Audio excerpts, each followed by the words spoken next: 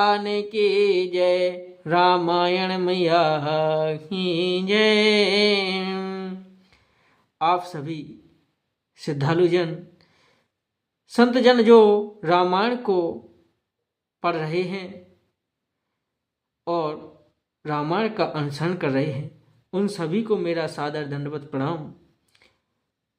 और आप सभी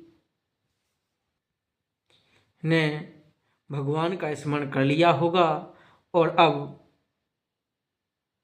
भगवान के इस महान पावन पाठ को आरंभ करते हैं। जय श्री राम।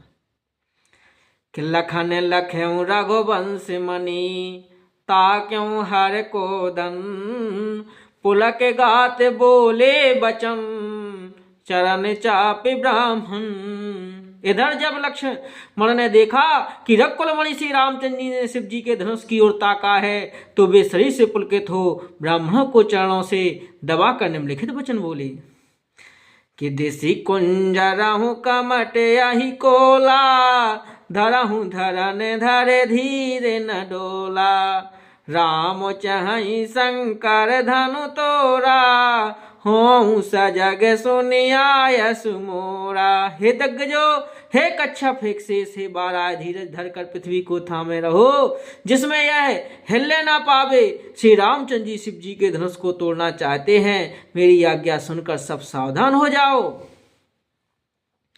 कि चाप समीप राम जब आए, नरे नारही सुर सुकत मनाए, सब कर संशय आरो अज्ञानु, मंद मही पह करे अभिमानु। श्री रामचंद्र जी जब धनुष के समीप आए, तब सब स्त्री पुरुषों ने देवताओं और पुण्यों को मनाया। सबका संदेह और अज्ञान, नीच राजाओं का अभिमान, भृगुपति केरी गर्भ गरुआही, सोर मुनि बरही केरी कदराही, सिय कर सोचु जनक पछितावा, रानहि करे दारुण दुख दावा। परशुराम जी के गर्भ की गुरुता, देवता और श्रेष्ठ मुनियों की कतारता, भय सीता जी का सोच, इन जनक का पश्चाताप और रानियों के दारुण दुख का दवानल।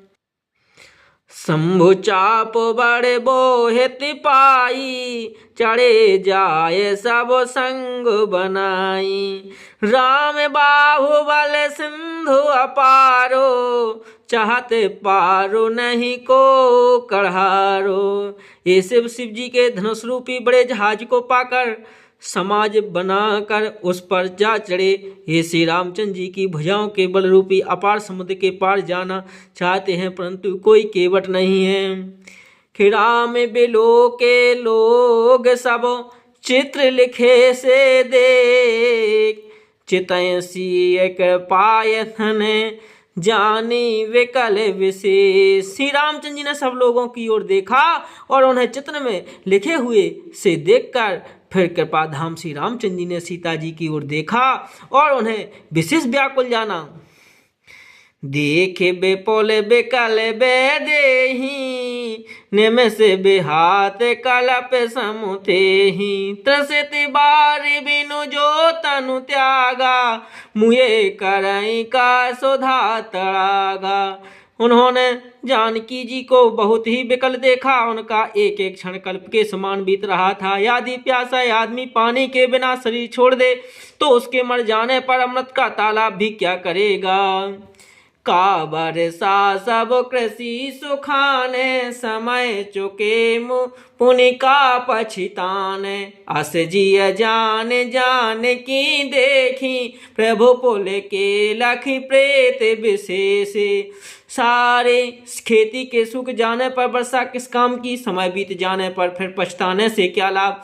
जी में ऐसा समझकर श्री रामचंद्र जी ने जानकी जी की ओर देखा और उनका विशेष प्रेम लग कर वे पुलकित हो गए। गुरहे प्रणाम मन ही मन कीना, अति लाघव अठाए धनु लीना। धम क्यों दामन जिम जब लयो, पुनि नभो घनु मंडल सम भयो। मन ही मन उन्होंने गुरु को प्रणाम किया और बड़े फुर्ती से धनुष को उठा लिया। जब उसे हाथ में लिया तब वह धनुष बिजली की तरह चमका और फिर आकाश में मंडल जैसा मंडलाकार हो गया। लेते चढ़ावत खेचत गाड़े, काहू न लखा देख सब ठाणे। तेहि क्षण राम माध धनु तोरा, उभरे भुवन धुनि घोर कठोरा। लेते चढ़ाते और जोर से खींचते हुए किसी ने नहीं लखा, अर्थात ये तीनों काम इतनी फुर्ती से हुए कि धनुष को कब उठाया, कब चढ़ाया और कब खींचा इसका किसी को पता नहीं लगा। सबने श्री रामचंद्र जी को धनुष खींचे खड़े देखा। उसी क्षण श्री रामचंद्र जी ने धनुष को बीच से तोड़ डाला। भयंकर कठोर ध्वनि से सब लोग भर गए। भरे भुवन घोर कठोर, रब रवि बाजित जिमा रघु चले। चेक करहि दे गज डोल, मही आही कोल कुरु में कल मले। सोर असुर मुनि कर कान दीने, सकल बेकल विचारहि को दंडे घंडे। राम तुलसी जयति वचन उचारहि। घोर कठोर शब्दों से सब लोग भर गए। शूर के घोड़े मार्ग छोड़कर चलने लगे, दिग्गज चिंघाड़ने लगे, धरती डोलने लगी, शेष बारह कच्छप का कलमला उठे। देवता राक्षस और मुनि कानों पर हाथ रखकर सब व्याकुल होकर विचारने लगे। तुलसीदास जी कहते हैं कि जब सबको निश्चय हो गया कि श्री रामचंद्र जी ने धनुष को तोड़ डाला, तब सब श्री रामचंद्र जी की जय बोलने लगे। शंकर चापु जहाज, सागर रघुवर बाहुबले।